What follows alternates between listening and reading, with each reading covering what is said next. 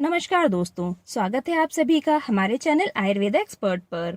दोस्तों, आज हम बात करेंगे कि कैसे सूर्य भगवान को सुबह जल अर्पित करने से हम विशेष लाभ प्राप्त कर सकते हैं।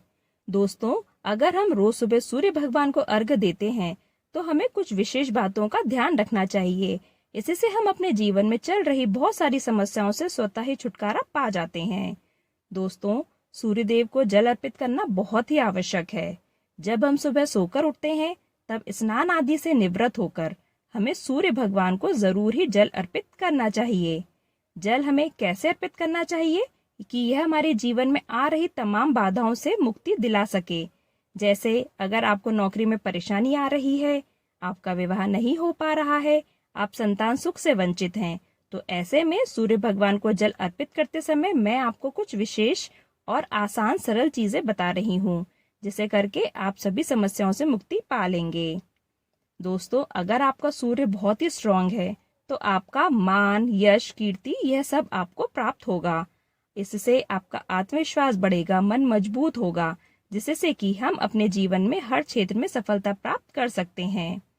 सबसे पहली बात, हमें सूर्योदय से पहले उठना है और स्नान करके साफ कपड़े पहनकर सूर्य भगवान को जल अर्पित करना है। आप जल अर्पित कैसे करेंगे? इसके लिए आप अपने घर की छत, बालकनी, आंगन, खिड़की कहीं से भी जहां पर आपको सूर्य के दर्शन हो रहे हैं, वहां से आप भगवान सूर्य को पूरब दिशा की ओर मुंह करके जल अर्पित कर सकते हैं। अगर आपको सूर्य नहीं दिखाई दे रहा है तो आप पूरब दिशा की ओर मुंह करके भी जल अर्पित कर सकते हैं। उनका स्मरण करें और सूर्य भगवान को अर्घ्य दे दें। जब आप जल अर्पित करें तो ध्यान रखें कि आपका लोटा तांबे का ही हो। आप तांबे का लोटा जब हाथ में लेते हैं तो हमें यह ध्यान रखना है कि वह लोटा हम दोनों हाथों में पकड़ें और हमारा अंगूठा हमारी तर्जनी उंगली को टच ना करे। इस बात का विशेष ध्यान रखें। इसके बाद जब आप जल दे रहे हैं तो आपको जल देते समय थोड़ा सा झुकना है और झुकने के बाद अपने दोनों हाथों को अपने हृदय के समानांतर रखते हुए सूर्य देव को जल अर्पित करना है। सूर्य देव जब उदित होते हैं तब वह नारंगी रंग के हों, तभी हमें उन्हें जल अर्पित करना है। अब जब आप जल अर्पित करते हैं तो यह ध्यान रखना है कि जल अर्पित करते समय हमें एक ही लोटे से 3 बार जल देना है। 3 बार का मतलब यह बिल्कुल नहीं है कि आप लोटे में 3 बार जल भरें। जल तो आपको एक ही बार भरना है, लेकिन उसे 3 बार अर्पित करना है, वह भी मंत्र बोलते हुए। पहली बार जब आप जल अर्पित करें तो ओम सूर्याय नमः मंत्र का जाप करें। इसके बाद आपको उसी पात्र से दूसरी बार अर्घ्य देना है, तब आप बोले ओम भास्कराय नमः। इसके बाद तीसरी बार आपको जल अर्पित करना है और बोले ओम आदित्याय नमः।